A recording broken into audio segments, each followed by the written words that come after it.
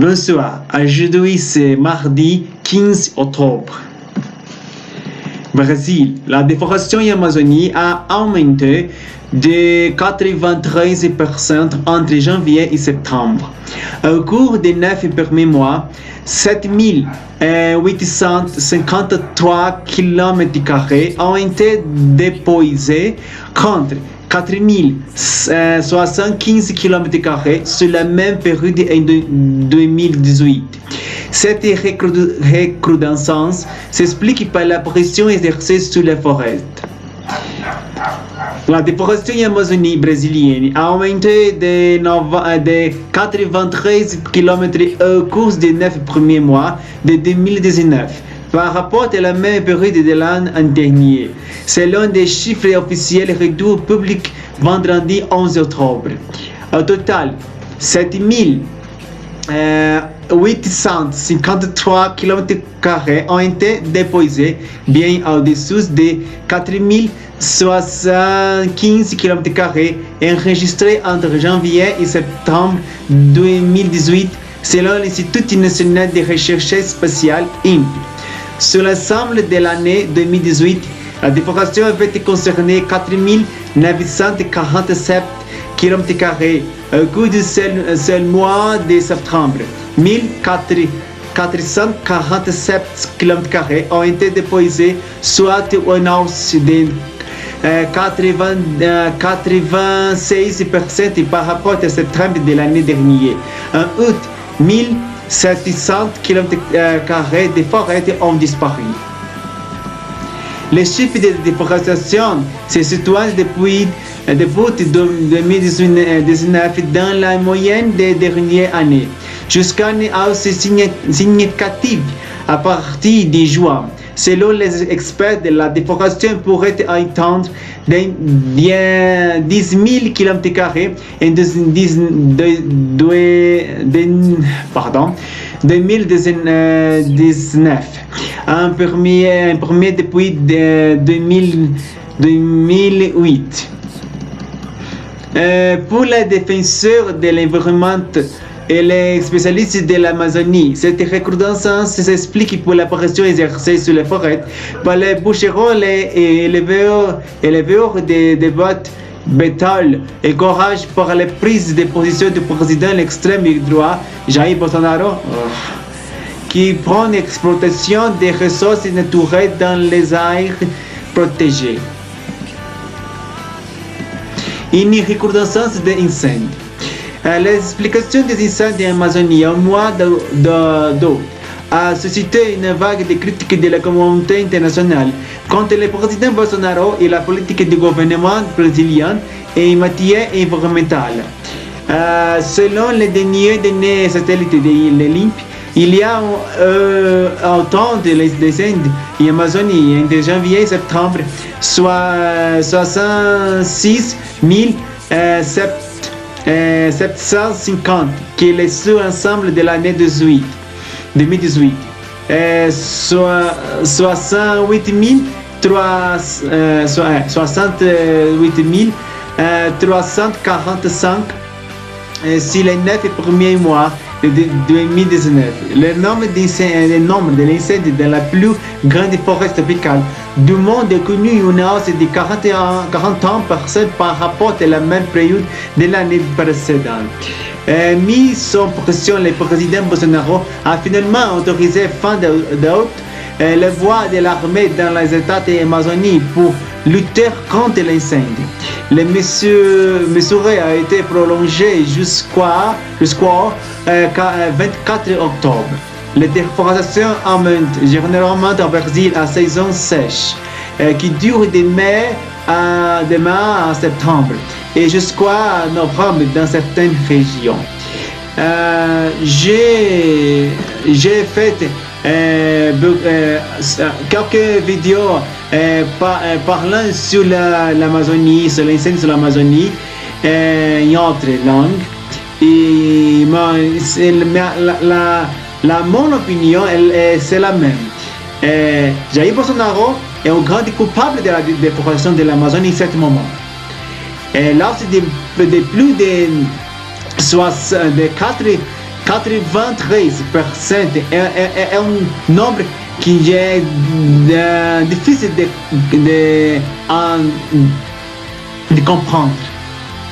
Malheureusement, l'Amazonie está perdue, está à prendre está perdre la lutte contre la déforestation.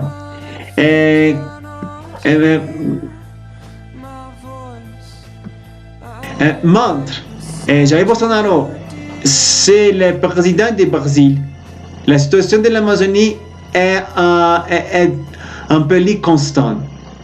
Il veut la déforestation de l'Amazonie, il veut l'exploitation des ressources naturelles, et il ne veut pas la salvation de la forêt, non la salvation des peuples indigènes. Non, la unique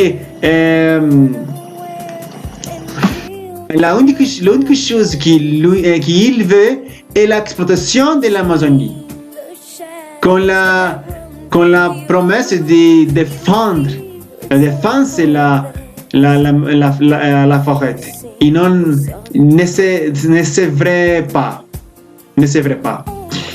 Et j'espère que l'accord économique de Mercosur et l'Union européenne ne peut passer en France ou autres pays de l'Union européenne parce qu'il ne veut pas protéger l'Amazonie. Et j'ai lu sur l'accord économique et de la première fois que j'ai vu la clause qui est la protection de l'Amazonie, la protection de la nature est très importante pour l'Union européenne. Pour faire un accord de coopération entre Mercosur et l'Union européenne. Et le Brésil n'a fait rien, n'a fait pas rien pour protéger l'Amazonie en ce moment. Et je pense que l'accord économique ne peut pas passer entre pays de l'Union européenne. Et j'espère que la France ne passe l'accord économique. Maître Bolsonaro ne fait ni rien de protéger notre Amazonie.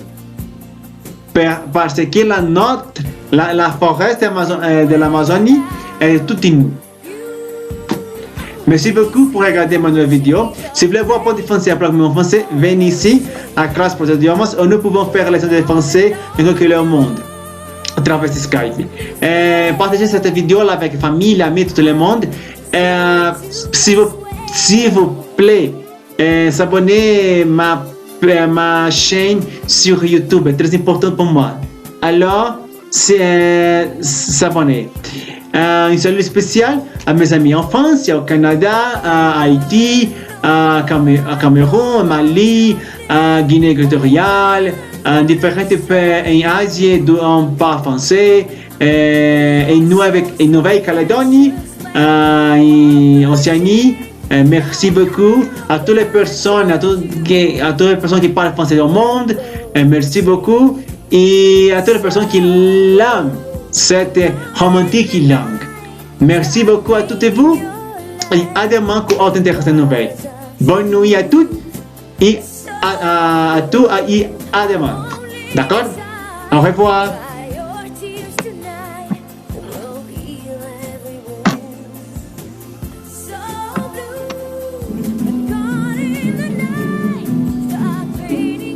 Un chiffre concernant la déforestation de l'Amazonie brésilienne a beaucoup circulé dernièrement.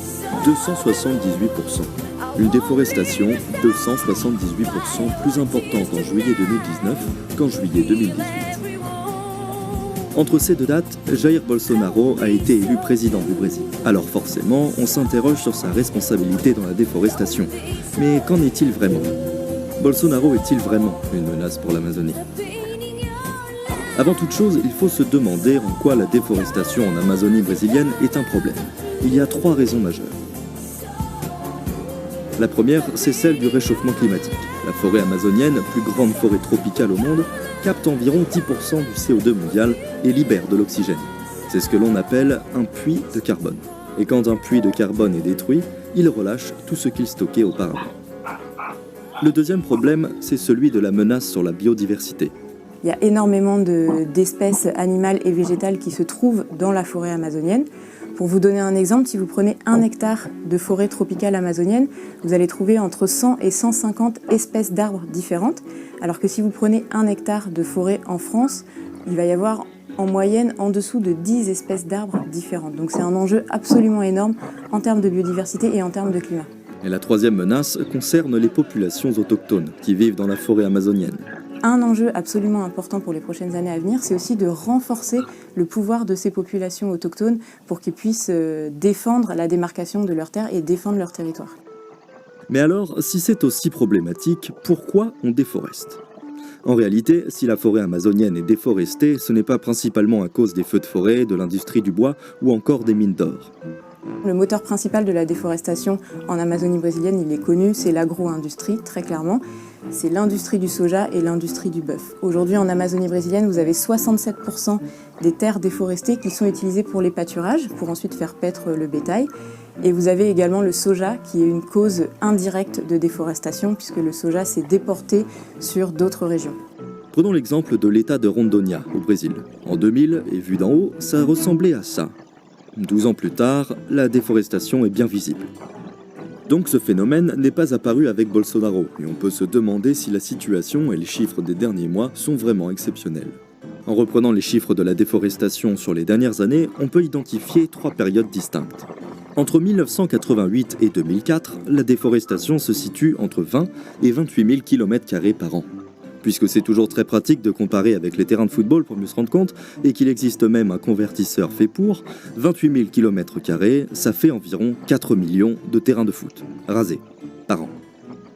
À partir de 2004, la